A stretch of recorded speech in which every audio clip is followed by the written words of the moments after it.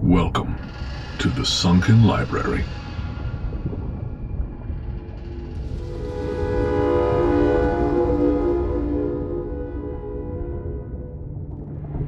And welcome back to the Sunken Library, that undersea repository of all things too strange for the main show. This time around, I'm joined by Mariam Draeger. She is a presenter and producer in the horror genre, and currently one of the hosts of the Grimm Exchange YouTube show, which, if you are a fan of horror, you absolutely should check out. Mariam, welcome to the Sunken Library. It is my pleasure to be here. Hi. Now, I got to know you through Luke because you were a guest on his Which Witch is Which Luke-lore episode. That is correct. We spoke all things witches that day. That is a great show, and folks, if you haven't heard that episode of Luke-lore yet, make sure to check it out. It'll either be on your Patreon feed, well, it is on your Patreon feed, but you can also find it on the Luke-lore RSS feed as well. You've joined me here today to talk about curses and cursed items. We're going to start with a story from the Anasazi Ruins in Mesa Verde, I believe it's a national park in Colorado. But before we do, why don't you tell everyone a little bit about the Grimm Exchange? Well, the Grimm Exchange is basically a magazine format. It's all about horror entertainment news. We've got headlines of what's going on. Currently, we have tiny fright focuses, as we like to call them, that are basically mini documentaries on a particular subgenre. We have guests, numerous guests in every episode. We play games, we have interviews. Basically, this is a show, an online show from horror fans for horror fans. There's a lot of independent horror artists, not just filmmakers, but we look at literature, we look at gaming, we try to talk a little bit about everything. It's a very new format, very fresh, so we're hoping to broaden our audience. But everyone working on the show is absolutely passionate about the dark genre, and it's lots of fun. You can tell we have fun making it. I was going to say, absolutely. Watching the show, you can just tell everyone's having a good time, which I mentioned to you in our very first conversation is kind of a wonder to behold because video can be such a pain in the ass. Don't we know it? Yeah, especially during right now, lockdown, it's kind of crazy because technically everyone working on the show is in a different country, as bizarre as this may sound. And that is amazing, of not course, even yeah. in the same time zone, actually, which you can't tell when you watch it, but obviously everyone can work from home and has their green screens. And films themselves, the editors, the researchers, everyone's somewhere else. The guests are all over the frickin' place. And, we come together to make it happen. And the internet, the magic of technology makes it possible. As I mentioned, today we're going to be talking about curses and cursed items. And we're going to get started with a story drawn from the book Haunted Old West by Matthew P. Mayo. Now, Mariam, if you want to get comfortable, we will get going here. It's a whole thing. You'll see. Okay? And away we go. A case of curses. Anasazi Ruins, Mesa Verde National Park, Colorado. Though the ancient ones, the Anasazi Indians, disappeared in AD 1500, their ghosts still walk among the hundreds of rooms in the ruins of their ancient cliffside dwellings. One can witness their apparitions throughout the massive complex, though most frequently they are seen on the very floor of the canyon in the kiva's pit houses. Within each kiva is a hole in the floor, known by Indians as an earth navel or spirit doorway, connecting the living world with the spirit world. Many visitors to the park claim sightings and more, and not all of it is welcome or friendly. Could it be possible that disturbing the eternal resting place of the dead brings with it an inherent evil, a taint that rises when a grave is exhumed, a stain that feels to the violator of the grave as if it will never wash away? If one were to ask that question of Laura Kingman, she would nod her head and sigh, for she disturbed the grave of an ancient one. 500,000 people annually visit the 52,074-acre Mesa Verde National Park and its famous cliff dwellings, once home to the mysteriously vanished Anasazi people. And as with many of those visitors, Laura puzzled over how it was that those people from so long ago could carve their snug city into the very cliff walls. And why? Mesa Verde is, she noted with surprise, a green place, especially after spring rains, where lilies bloom, grasses further scape with lush tinges, and insects buzz from plant to plant. She was also shocked to see that vast portions of the mesa itself are burnt, dead trees standing like stark sentries trying to keep intruders at bay. But Laura was more interested in what the cliff dwellings looked like deep inside. Her tour group visited the maze-like balcony house, difficult to climb into with its tall ladder and 12-foot tunnel.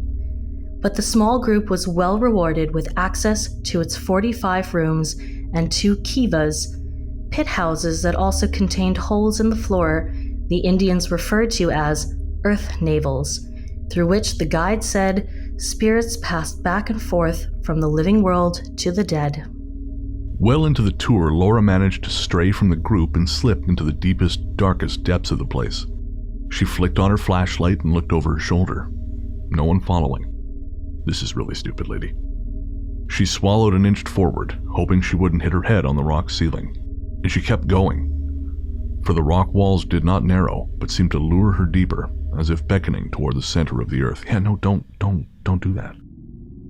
She flashed her light into a small space, perhaps 8 feet deep and 6 feet tall, and with rounded walls both rough and smooth. What am I looking for? What am I doing this for? I should not have strayed from the group. I'm a normal person, she told herself. I don't know, that seems like an alien trying to convince itself of something. I am a normal I say human. it all the time. That is basically my slogan every morning. Okay, fair, all right.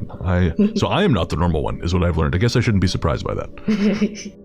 But for some reason, I feel a compulsion to explore here. After all, she thought, I am on the trip of a lifetime. At least that's what she told all her friends at the insurance office where she worked in Redondo Beach, California. It's not that long a drive from LA to Redondo, from Redondo Beach to Cortez. Come on, lady. Broaden your horizons. Now that she found herself in Mesa Verde, she felt as though an amateur archaeologist were blooming within her, so much so that she was sure she wanted to spend her life studying this strange, vanished race. Laura dropped to her knees. A keepsake, something to remember this brief foray by. That's what she needed. Nothing anyone would question or miss, just a pinch of gravel, and she would hurry back along the impossible corridor to her group. She would rejoin, tag along at the end, and no one would be the wiser. She scrabbled in the near dark, her flashlight beam wagging between her teeth, and her hand crabbed down the rough wall to the gravel-strewn floor. There, a bit of grit. No, it was not enough. She kept on, circling the room, and where the wall met the floor and the gravel became softer, her hand bumped something curved, perhaps 2 inches long, and lighter than a stone of that size would be. She shone her beam on it and knew she'd found her prize. It looked to her untrained eye like a shard of pottery. Her heart beat faster. The Anazi were famous for their intricate pottery. She closed her fingers over it and stuffed it in her pocket. And that's when Laura's troubles began. To her horror, Laura realized that her group had moved on. Yeah, you idiot, that's how that works. She retraced the route to the entrance, and as she emerged from the doorway and worked her way back down the ladder, she heard a man's voice from the dark above, shouting and drawing closer. She hurried past a couple of other tourists, staring straight ahead as she walked, hoping whoever the shouting person was would leave her alone. And it worked. The further she got from the doorway, the quieter the voice became. She hoped it wasn't a ranger or tour guide, and she really hoped whoever it was didn't know that she'd taken the pottery shard. Laura caught up with her tour group, relieved to note that no one paid her much attention. They were gathered at one of the many kivas that dotted the floor of the canyon. The guide explained that each one was of particular importance. They all gathered in the center of the pit house, around a hole in the floor. Oh, he's not going to say it again, is he? What the guide called the... Okay, at least he didn't use the navel in the earth line again. Yikes. What the guide called a spirit gateway. The very thought of it made Laura shudder inside. What would happen if she actually saw a ghost of an Anasazi? She'd heard the mesa might well be haunted. They were all crowded around the spirit gateway, listening to the tour guide, but Laura didn't hear a word he said. She had begun to worry about what she'd done. Then, as they watched, a wisp of what looked like smoke trailed up fast from the hole, and a strange voice erupted all around them, almost a screeching. It was as if they were all being berated, but in no language any of them had ever heard. Some of them looked to the tour guide, wondering if this was somehow part of his presentation, but he seemed as startled as they. The voice, that of an angry old man, continued to rant and swirl about them. Then it was accompanied by the wispy shadow and smoke vapor that swirled among them, constantly forming, reforming, and dissipating. It centered on each of them just behind their heads, as if testing them before moving to the next person. As it passed by them, over them, through them, each person felt a fleeting wave of coldness. No one quite knew what to do. Even the ranger still seemed puzzled and looked from face to face at the members of his group, but no one seemed guilty of playing a trick such as this. Then the vaporous smoke and voice settled behind Laura and became louder, swirled taller, and wouldn't leave her alone. Her heart pounded, her face turned red, and she shook all over. Finally, she could take it no longer and covered her face and cried. And still the smoke swirled and the voices harried her, sounding more irate as the seconds wore on. The other members of the tour group backed away from her, then left the kiva, bolting together for the exit. Thanks, guys. Laura backed up to the nearest stone wall and hugged herself. Still, the strange voice ranted from behind her, right through the rock. From each side, from above, it seemed to dart about like a fly. The guide came up, eyes narrowed, and spoke close to her. Ma'am, do you have something that perhaps you found? Something that came from within a chamber here at Mesa Verde? She looked at him and saw that he understood. He also saw that he was offering her a way out of this frightening predicament. I didn't steal. He nodded, smiling. You're not the first person to have this happen, you know. I only wanted something to remember this place by. Laura couldn't meet his gaze. I understand. I work here, and yet every day I find out something fascinating about it. She reached into her pants pocket and pulled out the pottery shard.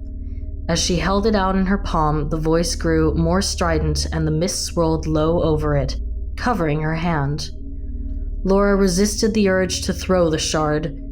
In the light, it didn't look like much of anything, but she knew it was valuable, at least to the ranting ghost.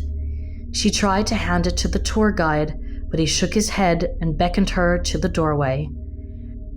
The spirit smoke spun around the pit in the center of the chamber, then disappeared into it, and with it, the shrieking voice, satisfied, it appeared, that Laura would soon return the looted shard to its rightful place.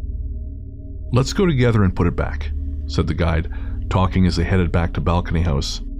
Then you can be sure it's been taken care of. You don't want this old spirit to haunt you forever, do you? Laura's eyes grew wide. Would that really happen?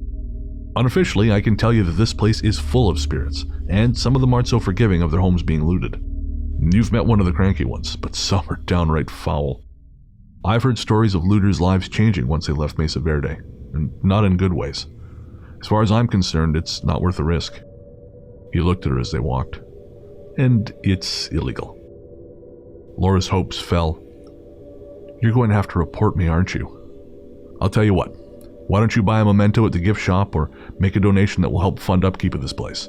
Who knows? Maybe you'll want to come visit us again next year. As Laura made the climb back into Balcony House, she wondered if Hawaii had many ghosts.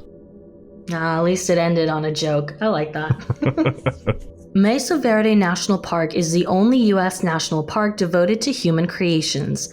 This fact is especially impressive when one considers the Anasazi, the ancient ones in Navajo, Stone Age people were able to build these elaborate dwellings without the assistance of metal tools. Of the 4,700 archaeological sites at Mesa Verde, most of its 600 cliff dwellings were built between AD 1230 and 1260. Though the Anasazi inhabited the top of the mesa for more than 700 years, it was not until the last 75 to 100 years of their time there that they built their elaborate cliffside dwellings. Mesa Verde was abandoned near the end of the 13th century for reasons modern archaeologists assume had to do with the successive years of crop failures due to erratic rainfall and ending with a 30-year drought. It is also speculated that nomadic tribes such as the Utes, Paiutes, and Navajos may have begun to venture northwest at roughly the same time. Ruins of other Anasazi sites can be found throughout the Four Corners region of the Southwest, which includes southwestern Colorado, southern Utah, northwestern New Mexico, and northern Arizona. While they were in residence at Mesa Verde, the Anasazi were among the more advanced cultures in North America. The 4,700 archaeological sites at Mesa Verde include Mesa Top Pueblos, reservoirs, towers, and farming terraces. Below the rim, the many impressive cliff dwellings include Balcony House. On a high, east-facing ledge, Balcony House contains 45 rooms and 2 kivas, and requires visitors to climb a 32-foot ladder before crawling through a 12-foot tunnel. Hard pass. The largest of the dwellings at Mesa Verde National Park is Cliff Palace, the largest cliff dwelling in the world. In addition to 75 open areas, Cliff Palace contains 150 rooms housing roughly 120 people. 25 to I assume he means in the past, that's kind of awkward construction. 25 to 30 of the rooms show signs of being used for residential purposes, and 23 of the rooms are kivas, or rooms built underground for use in religious ceremonies. Today, when people of Navajo or Zuni descent assist in archaeological digs at these prehistoric sites, they will do so only with the assistance of a charm that helps them escape the certain anger of disrupted ghosts. Despite such precautions, many of these locations, long ago violated for their bones, beads, pottery, and other relics, are in a constant state of spiritual turmoil.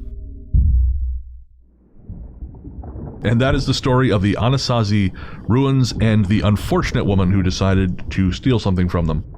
Although I gotta say that there is one thing that really jumped out at me here. Let me preface this with Laura lives in Redondo Beach, California. Laura went to Mesa Verde. Verde is green in Spanish. And was shocked, I tell you, that it was green. Lady, if you live in Redondo Beach and you don't speak at least a little Spanish, you gotta go outside more. Just my advice to Laura. Yeah, I assume she's listening. I mean, I was confused by the tour guide because he seemed startled for half of the smoke event. And yet when he went to her, he's like, yeah, this happens all the time. I'm like, well, if it happens all the time, why did it take you? You know what? I bet the storyteller didn't know that the guide knew exactly what was happening. And he just had more fun being like, oh no, this has never happened before. And just watching everyone else freak out over this smoke ghost attacking the room, and he's like, oh, what are we gonna do? I'm just gonna give him 10 minutes, teach him a little lesson. That's right. It's Larry the Smoke Ghost. Well, wait till the tourists have filled their pants, and then we'll give them the lecture, and we'll move on with our day. That's here's your portion of the tip. Yeah. I gotta tell you, I've been to Mesa Verde, and I did not see any smoke ghosts. I'm very disappointed. Are you saying despite the fact that you stole something, or no one stole anything? No one stole anything, or at least I didn't. So I mean, I can't speak for the other folks on the tour. Mind you, our tour was cut short because of this really major storm that was coming to Colorado at the time. Folks who are listening, if you remember 2013, they had really, really bad winter storms in Colorado, kind of at an unusual time. And so we got out of there because we had to get to Santa Fe, New Mexico we were theoretically supposed to meet these folks there for dinner. It did not happen because, this terrible winter storm came in and kept us pulled over by the side of the road for, I want to say, the better part of an hour. So, I mean, maybe someone did take something from the cliff dwellings. I mean, who knows? Yeah, it's like they upgraded from smoky clouds in the dwellings to the sky. Like, shit. Straight up weather control. We are. Damn. I really feel for the Anasazi people. You know how it was said, like, they lived there for hundreds of years, but it's only in the last 75 to 100 that they actually got the cliff dwellings thing going. And I identify with that because every time I get comfortable in a place too, I end up having to leave. Finally got the office at my old job set up in a way I like, and they're like, well, we're laying you off. Okay. Fabulous. I get it. Finally get new steel-toed boots for the warehouse job. Yeah, we don't need you anymore. Son of a bitch. So I get it. Someone else is using that office and wearing those boots. It's like, They are too, the sons of bitches. That's fancy. Now I can hire someone we really want here. Story of my life.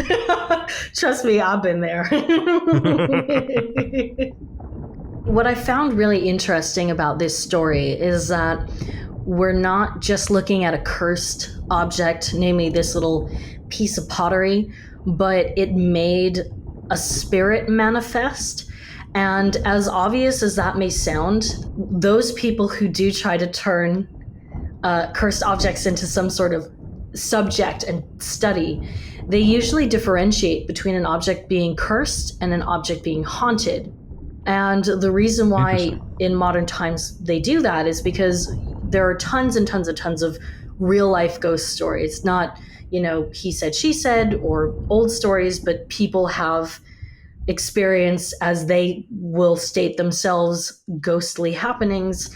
And in most of the cases, in 99% of the cases, figuratively speaking, people see a ghost and they're scared, so they run away, or they're scared and so they call a spiritualist to cleanse the house or to pray it away.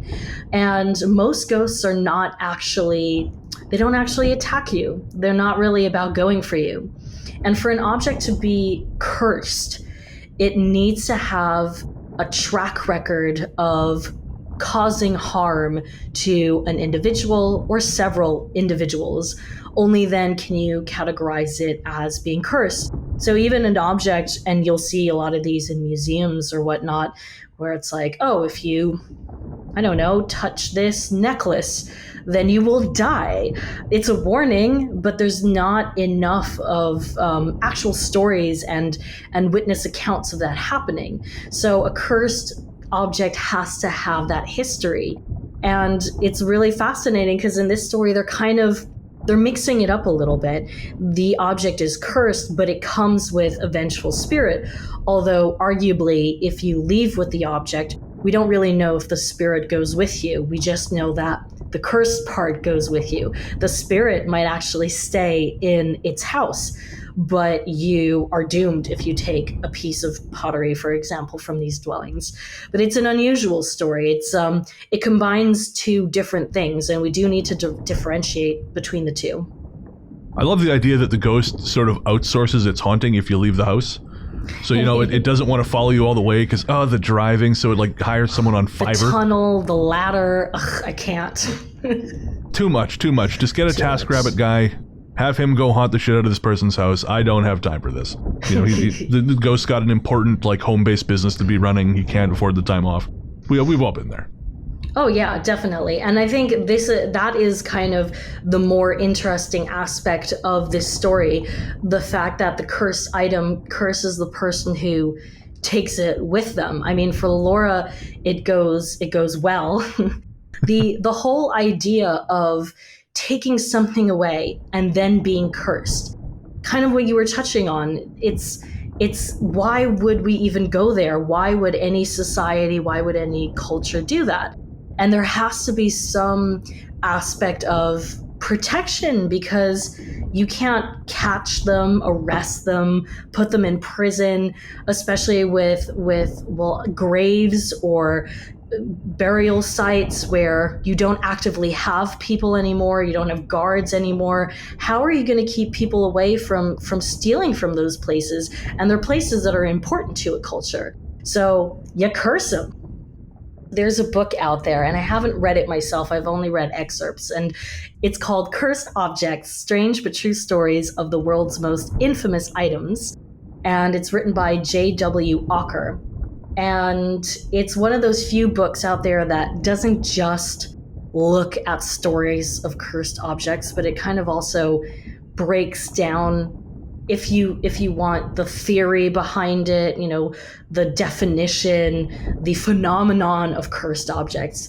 And he kind of has somewhat of a definition. And he says a cursed object, and this is a direct quote, a cursed object is an object that gathers stories to itself, and more specifically tragedies, End of quote. And what he says is really interesting is that cursed objects, unlike other objects, always come with two types of stories, because many of these cursed objects, they have legitimate history to them. They have cultural relevance. They're often artifacts. So you already have those stories attached to these objects. They already have stories. But then in addition to that, parallel to the history and the legitimacy of its history, there are paranormal studies or stories, excuse me, there are paranormal stories that tie into tragedies of these owners. And funnily enough, there aren't really that many famous cursed objects. You can Google and you'll find a few and a few lists. But what you were saying before kind of touches on the fact that a lot of these artifacts, they would be really expensive to acquire. So you've got some eccentric wealthy people who want to collect really eccentric items and are somehow drawn to the idea of something being illegally acquired or perhaps cursed, and that's why they want it. And why there aren't that many famous ones, we can only theorize. I mean, first of all, a lot of people don't have the money to buy these things, but maybe if they're stolen, you don't talk about it. Maybe if the owners die, the people who inherit it don't know the backstory, or maybe they're buying it and saving the public, not letting people know so they don't get curious, and the curse is kept in its little box somewhere in someone's attic, But it's I do think that the few famous ones, they are tied to people with wealth, because if you're going to buy a specific finger or diamond or something, that's not going to be cheap. You can't go to the dollar shop and be like, oh, a mummy's finger. Oh, no. Like, it's going to be black market stuff or antiquities dealers. So it's weird. It's cool, but weird.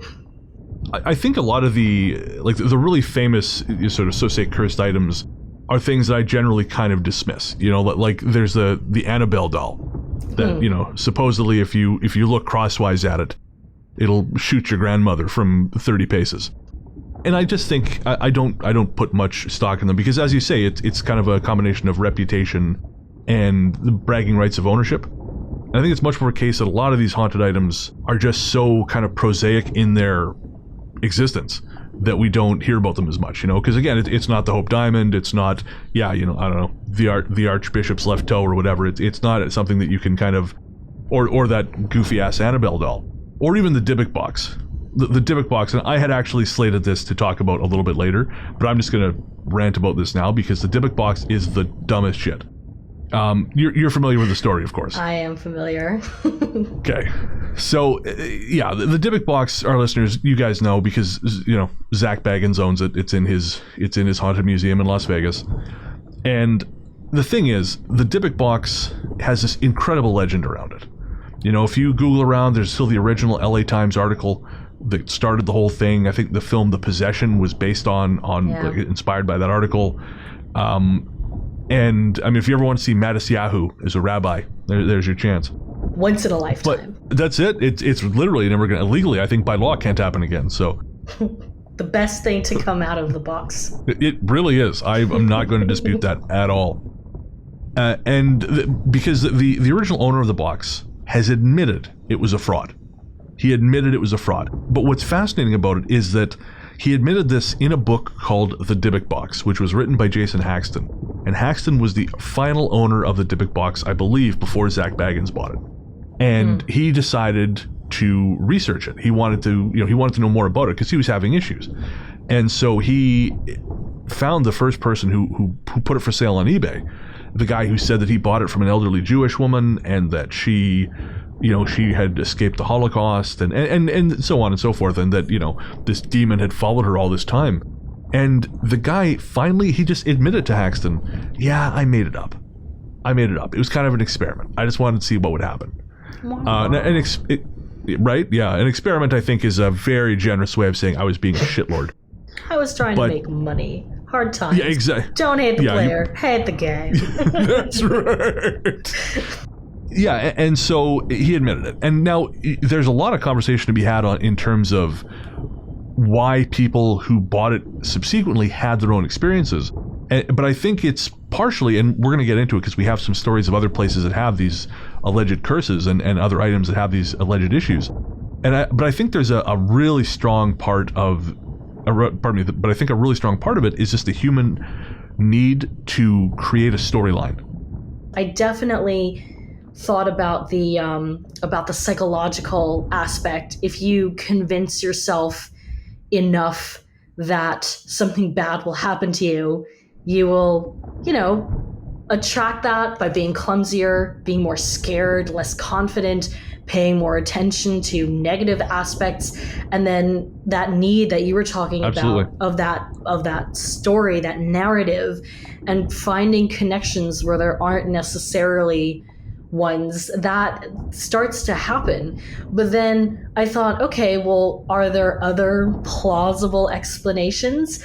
And I actually did find none of the stories that went into it in detail from what I researched for today, but sometimes artifacts that aren't meant to be taken actually have a trap attached to them. And it could be a chemical trap.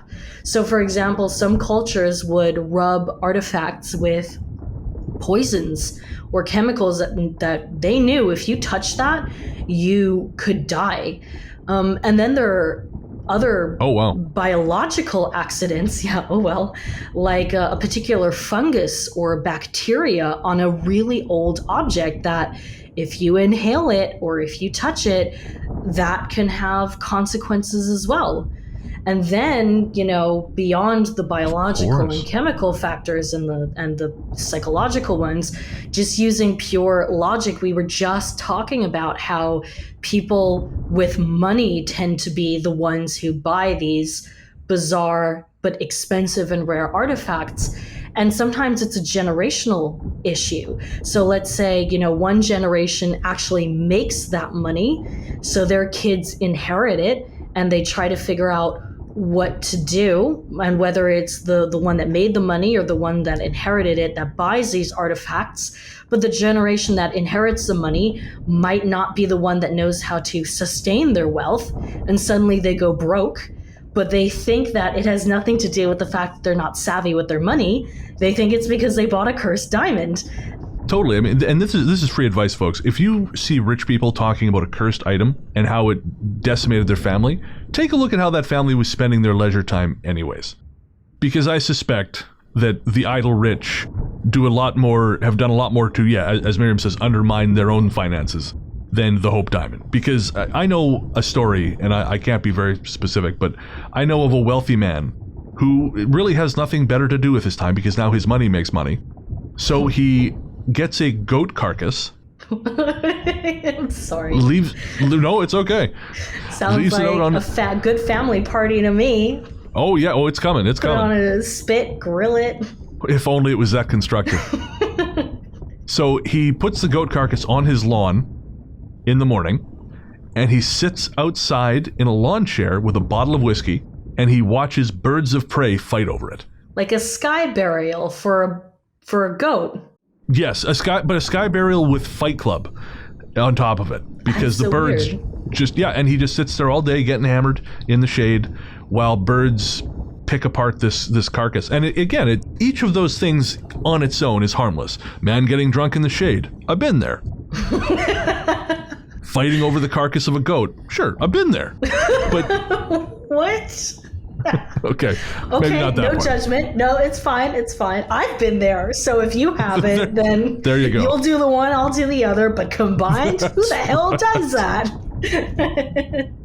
So yeah, I think, as you say, when the idle rich are involved in these things, I think I put the blame on them more than I do the bishop's toe.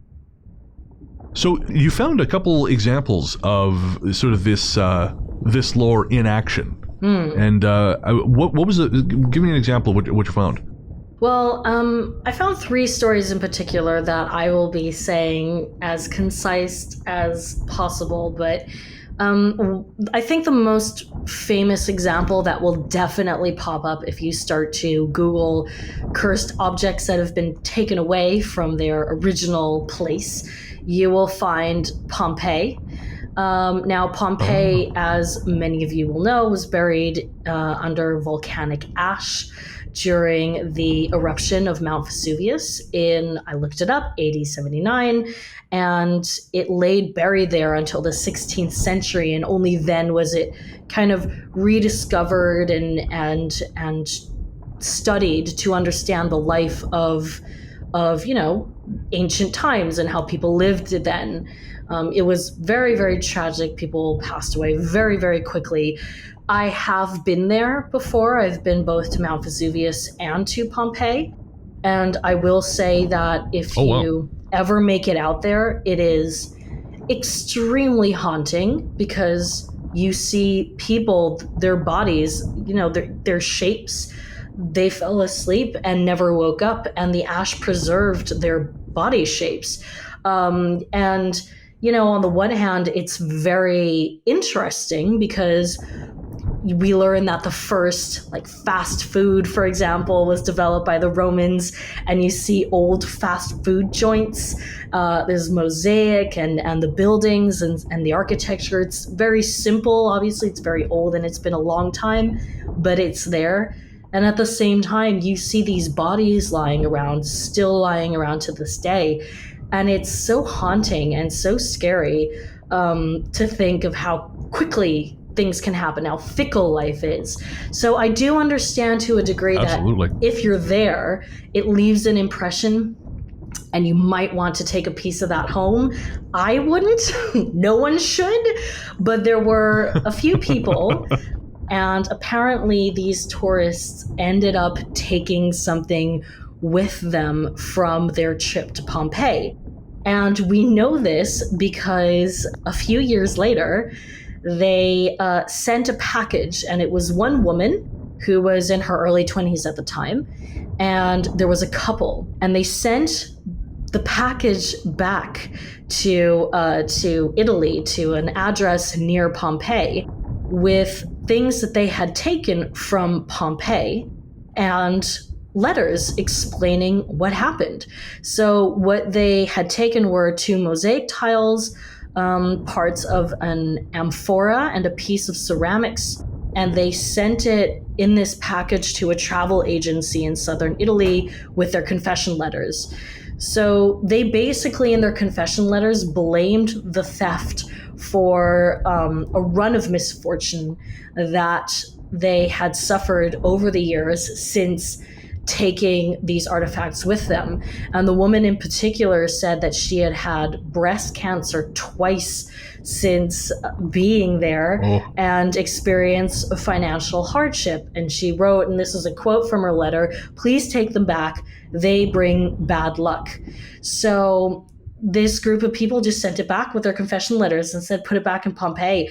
And again, this one woman in particular was only in her early 20s when it happened. But yeah, it's all over the internet. If you want more details, you can research it. But that is probably the most, and this was in recent history as well, this is probably the most famous case of people being cursed and returning the artifacts because they couldn't handle it anymore. Wow. I mean, the absolute balls to take something from Pompeii. The story I've got coming up is a ghost town in California. And I mean, I can understand, all right, fine, this is just a bunch of shacks. Who cares if I take a medicine bottle or something? You shouldn't, but I get it. But in Pompeii, it's such a place of such historic importance. It just feels like absolutely. I don't know. It feels wrong at its base to just try and steal something from there. Not that this person deserved what happened to them, and I don't think the two are related, but fascinating that they thought it was, and that it weighed on them enough that they decided to try and return it. And you'll hear this in the other stories that I have, but I always find it funny where they end up shipping these things back to. Because if I had to send it back, I don't know where I would send it. In this case, it was a tourist agency, but the other two stories are completely different locations. So when you're sending it back, who do you send it to? Where do you go? Since you mentioned the place to send the stuff back to, I'm going to tell you the story of Pele's Curse, because it actually, let's do it. They came up with sort of an ingenious solution to this. Pele's Curse was the first example I found of a place where, people take things and it's generally frowned upon. In the Hawaiian religion, Pele is a goddess of fire and volcanoes, and her full name translates to She Who Shapes the Sacred Land. She's said to live in the crater of Kilauea on Big Island, and since she's the one who creates new land and, runs the switches on the big machine that is the volcano, the legend goes that she rains the smackdown on anyone who takes rocks away from Big Island or Hawaii in general. And consequently, according to a Wall Street Journal article that I drew heavily from, the Hawaiian Park Service gets hundreds of letters every year with rocks, sands, and sometimes even beach glass, sometimes even commercial goods that they bought legitimately. And but these are all things that people have taken away from Hawaii at what they think are dire consequences. That's crazy. And so many of these packages have turned up, and this is why I thought to tell this one now, that a volunteer service has sprung up to bring these bits of rock back to Pele upon their arrival in Hawaii. No one knows where they take it. They have never publicly said, but it's a free service, and you send them your rocks, and they place your rocks back into the loving bosom of Mother Earth. And that theoretically, is hilarious. I love that. I know, right? And I mean, given that her zip code puts her directly in the crater of a volcano, you'd think that if you stole something from Pele, her vengeance would be of the fiery kind. That's what I'd be expecting. But it's actually, as it turns out, it's more of the sort of the Alanis Morissette singing about irony kind of vengeance. Is there water damage in your house? Yeah, there is rain on your wedding day. Are you serious? No, there is snow coming up, not rain. I just felt like saying that. It's like snow on your wedding day. Yeah. I wasn't sure if I made that reference, are they going to catch it? Because then I'm really going to have to sing the line, and no one wants to hear that. So yeah, it's said that those who take stuff away from Hawaii, Earth specifically, suffer, in air quotes, from irritations to physical ailments to, catastrophic weather events, and none of them involve anything volcano related, which again seems strange if we're allegedly dealing with a curse of the volcano. But I'm going to read two of the notes which have been included in the return packages to the volunteer service. The first says, "We placed the rock last fall on a cast iron chair in our garden. This spring the chair's leg had fallen off. This is the least of the problems we have had since we have taken the rock." Okay, so Pele very gradually fucked up their chair. But that's fair. She's not striking with all her fury. Obviously, she's got a lot to do if that much is stolen. She's like, I'm going to give you a warning. And then it's going to be twice the penalty, and then 3 times. So I find that very fair. I mean, if someone stole my objects, I don't know if I could be that cool about it. So, kudos to her. Fair. And the other note was, in spite of the warnings we read while on Big Island, some people, you just can't help them. We picked up some pieces of volcanic rock at several road cuts on the south and southwestern part of the island. These are to be souvenirs for ourselves and our friends.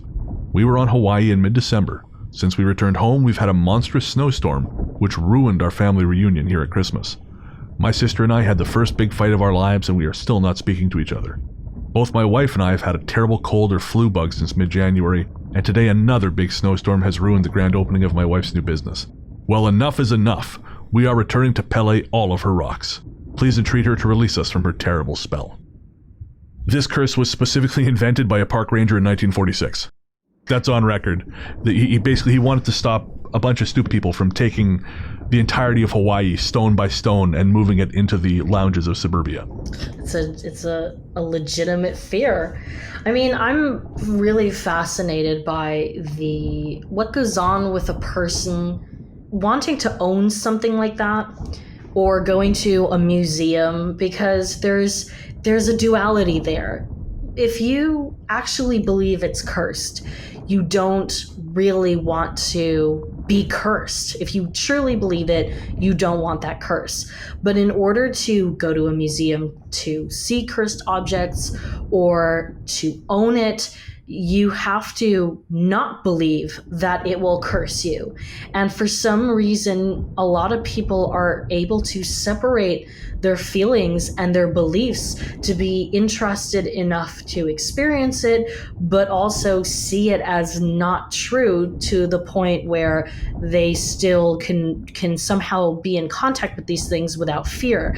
And it makes me wonder if it's a version of controlled thrill seeking and a sense of power, maybe an object that you believe would scare other people because it's cursed, but the fact that you get close to it or it's in your home and you've dominated the curse, it makes you feel, I don't know, get kicks out of it, feel like you're strong, like you've conquered it somehow. And if you do deep down believe that it's cursed, then tragedy will befall you, or you'll start connecting those dots. But the whole phenomenon is a lose-lose situation, because either you don't believe in it and it's not true and then it's boring, or you do believe in it and things happen to you and your life sucks. It's kind of like a seance. A seance is a lose-lose situation. You either do it and nothing happens and it's lame, or you do it and something happens and there's a demon or an evil spirit in the room. So there's no winning outcome. and at least with a seance, you can argue, well, you can get in touch with the spirit world. Okay, I won't touch that. But with cursed objects, they're cursed. It's in the name. That's the whole point. That's how they're branded. Tragedy will befall you. So that duality that goes on in people is so fascinating to me. It makes me look at people interested in cursed objects in a very particular way. And I'm sure we all are to a degree. But would I steal something? Would I break the law? Would I want that in my house? No, because why risk it? There are other nice rocks that I can get from other places. Like, I don't need to steal one from Hawaii. But yeah, it's really interesting. I agree with pretty much everything you said, but I think there are specific reasons for people to have these attitudes, and there's two things. I think one is people have this need, like going for cursed items instead of just straight up like having a seance. One, I think it's like mainlining the thing. It's a direct test. It's the exposed wire, and you can just put your finger on it and immediately find out yay or nay.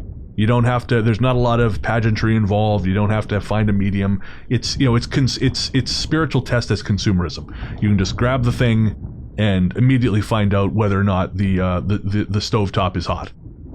And I mean, it kind of reminds me of a guy I knew a long time ago, a guy named Russ. And this has nothing to do with the paranormal, but Russ really liked getting high. Russ was always looking for different ways to get high. And finally, it came down, he actually had, I can't remember how he managed to separate these, but like crystallized THC. And that's just what he was smoking. And I remember thinking, Russ, you kind of missed the point of the whole thing, man.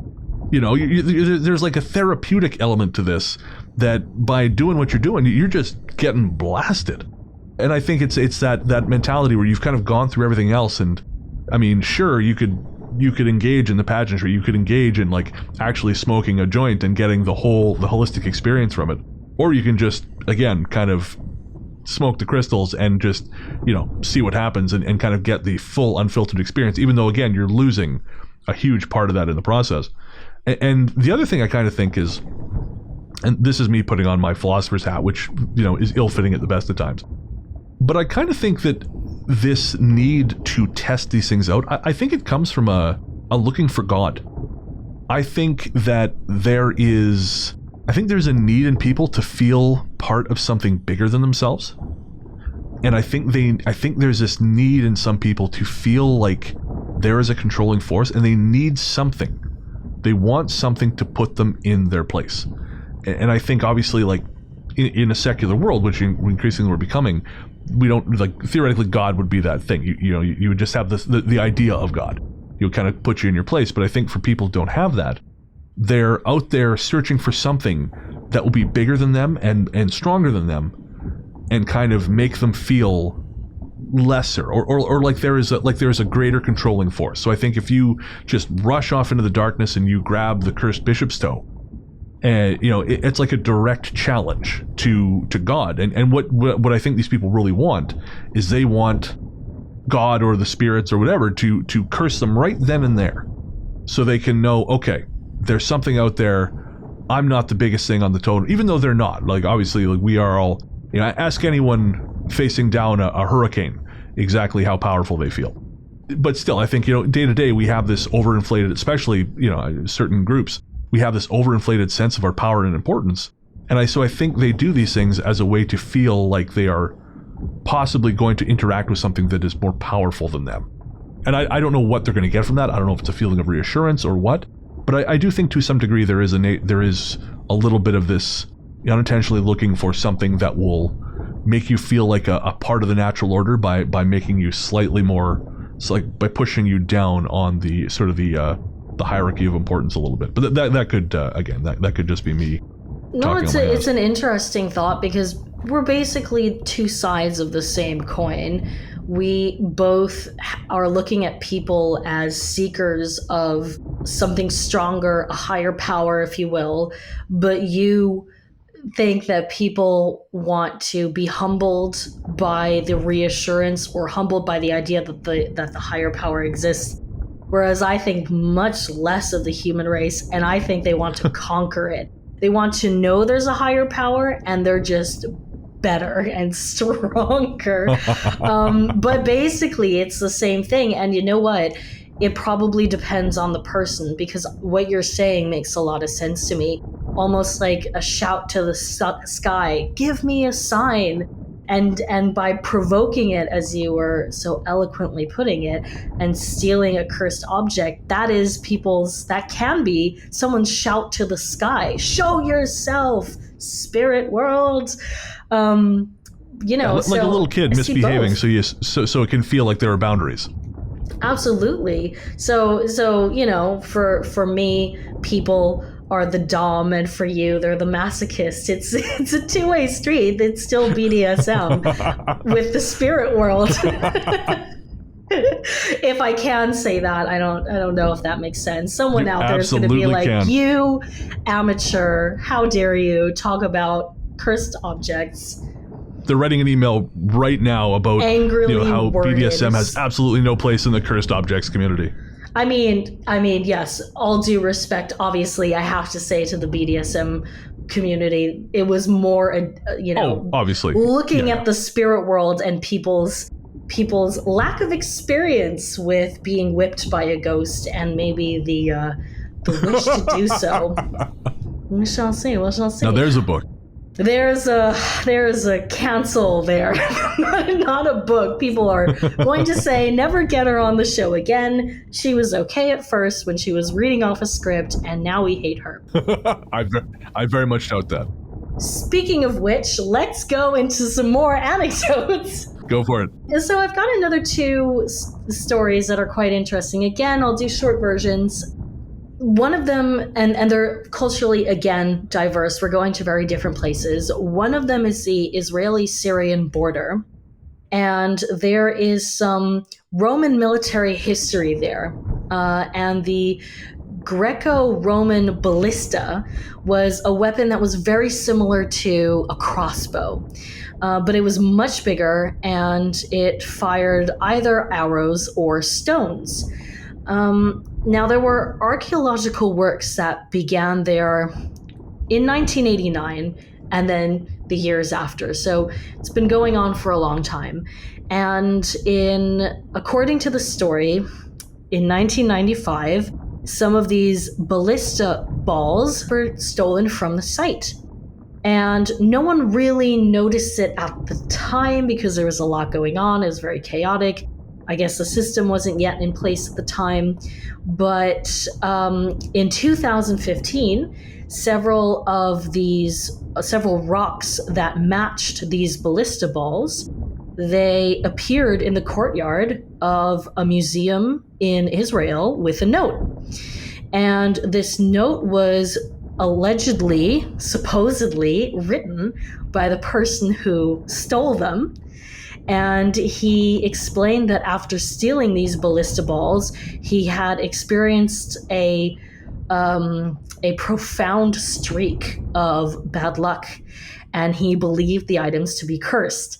So he basically just dropped these ballista balls, these stones, right into the courtyard of this museum in Israel and walked away and probably said good riddance. And because it was anonymous, we never really got to know what exactly happened to him, but it was enough for him to come back 20 years later in 2015 and drop them off. So it must have been bad enough.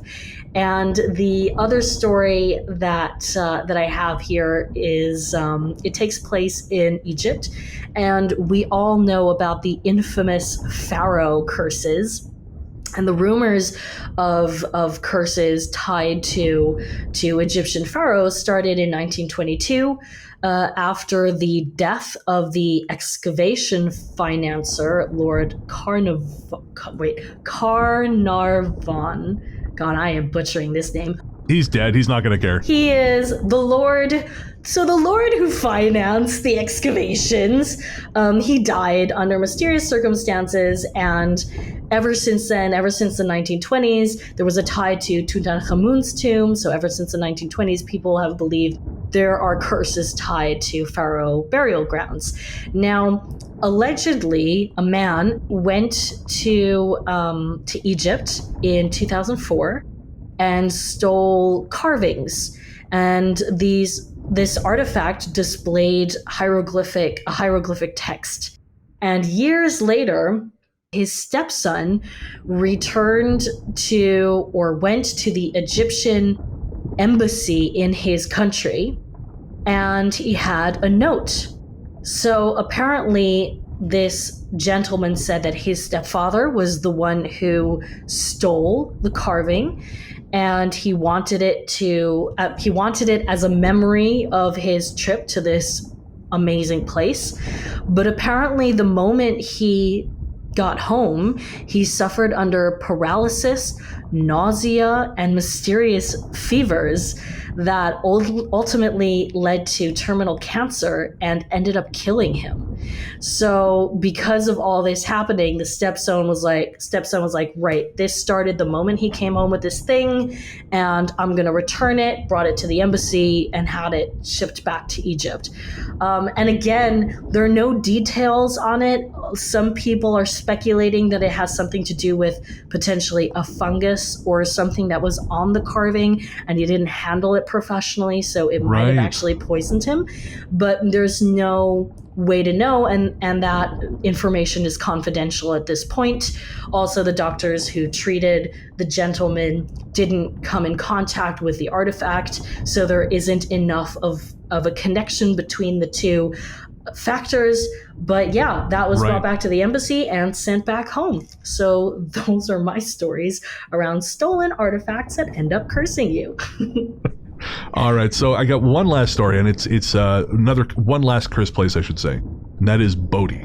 And Bodie is a ghost town in California, which is in an official state of arrested decay, which means it's protected and maintained, but nothing has been restored.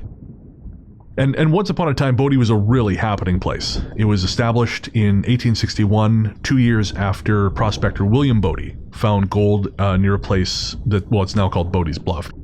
And by 1880, the place was the definition of booming. 10,000 people were living there. And it was about as nefarious as Old West towns get. You know, gambling, opium, prostitution, all the stuff that scares the squares, Bodie had. And to give you a sense of how badly people wanted to be there, that's 10,000 residents after the winter of 1878 to 1879, which was particularly brutal and is believed to have killed hundreds of people in Bodie alone. And people weren't dumb. They knew what they were in for. Because Bodie became so infamous that there's actually a popular story about a little girl whose family moved from San Francisco to Bodie. And supposedly, in her diary, it says, "Goodbye, God, I'm going to Bodie." And there are people who claim that the little girl meant, "Good, by God, I'm going to Bodie," but no, we all know she didn't do that. It's like the woman in Spike Lee's Hurricane Katrina documentary who claims that before it was called the Big Easy, New Orleans was known as the city that loved God, and no, it wasn't. I'm sorry, ma'am. I don't believe that for a second. But like most gold rush towns, Bodie died a slow death, with the last residents leaving sometime in the 1950s. And in leaving, people found themselves having to choose to leave some things behind, and consequently, Bodhi is home now not only to a fair number of alleged ghosts, but a lot of household items abandoned by past residents. Obviously, the park's people don't want you taking these things, and I have to assume that's where the curse of Bodhi comes from. As I mentioned at the top of the show, our main story came from the book Haunted Old West by Matthew Mayo, and that's also where I found the story of Bodhi. And Mayo includes a letter from one of the apparently many people who have taken something from Bodhi only to suffer misfortune, and then send it back in the hopes of being left alone. And here is the letter. To whom it may concern. Last year my family and I visited Bodhi in July. We toured the town, the various buildings and homes. I can't say it was enjoyable. It was interesting though. But the real reason I'm writing is because, and I am ashamed to admit it, and it's so embarrassing, but I really wanted something to remember this place by when I was back home in Waukesha, Wisconsin. So I took something from one of the houses, the J.S. Kane house, I believe. Really, it's just a small thing, a spoon from a drawer in the kitchen, but I realize now that I should not have done it. It's not like it was stealing, really. And I know this sounds silly, but since we came home and that spoon has been here, one bad thing after another has happened to my family. I can't think of anything else that might be the cause other than that spoon. I never should have taken it. That's why you'll find it enclosed in this package. I went online and found out that this has happened to lots of other people too, so I put 2 and 2 together and came up with the idea of sending it back to Spoon to you. If you would be so kind, please put it back in the kitchen drawer of the Kane house for me. And maybe please tell the ghosts there, because we were told that the place really is haunted, that I am really sorry, and that I hope any distress I caused the spirits there in Bodhi is okay now. Honestly, I can't think of anything else it might be, but our lives can't take much more of this Bodhi bad luck. Sincerely, Wilma Huggins. Ooh, the Bodhi bad luck. The Bodhi bad luck. It kind of reads like a prayer in a way. It does, yeah. There's something very reflective about it, as if you were looking into yourself, but then assessing the world you live in and that connection between the outside and the inside. It's very interesting. A good note to end on. So, Mariam, thank you so much for joining me here in the Sunken Library and for following me along my many and varied digressions, as is a bit of a habit of mine. It's been exciting and fun and informative. I bet, possibly too informative. So, just to remind everyone, Mariam, where can they find you online? So, if you would like to check out our online show, this horror entertainment news show, go to YouTube and look for The Grimm Exchange. It's part of the channel Grimmfest TV. And if you work in the horror industry and you want to work with me as a producer, you can also check out my company, which is Head Cinema Productions. But other than that, I am looking forward if any of your listeners have their own stories of cursed objects, whether they have an explanation or not. Please pass them on to Brennan so I can read through them or even hear them myself. I love this kind of thing, so bring it. Absolutely. You guys know the address, ghoststoryguys@gmail.com, or if you want to call the ghost line, it's 1-888-588-6920. Mariam, thank you so much for being here. And folks, make sure you check out The Grimm Exchange. It is a lot of fun. I know Luke has appeared on there as well. He has. He recently reviewed Hunted. He was a guest reviewer on our show. Did a really good job. He's a good guy. Hopefully he doesn't hear this. He'll get big ideas, but he's a good guy. I know. I mean, don't tell him, but I actually really like him. He's a great guy, but don't tell him. I know, otherwise, right? He'll just forget his roots and become the type of person right. who burns goats in his yard whilst getting drunk in the shade. And we don't want that. We're doing you a favor, Luke. We're doing you a favor. Keeping you humble, you jerk. Thanks so much, Mariam. But thanks for having me. It's been a pleasure. And thank you for listening. It's time for you to head on back up. But I'll see you next time, down here in the Sunken Library.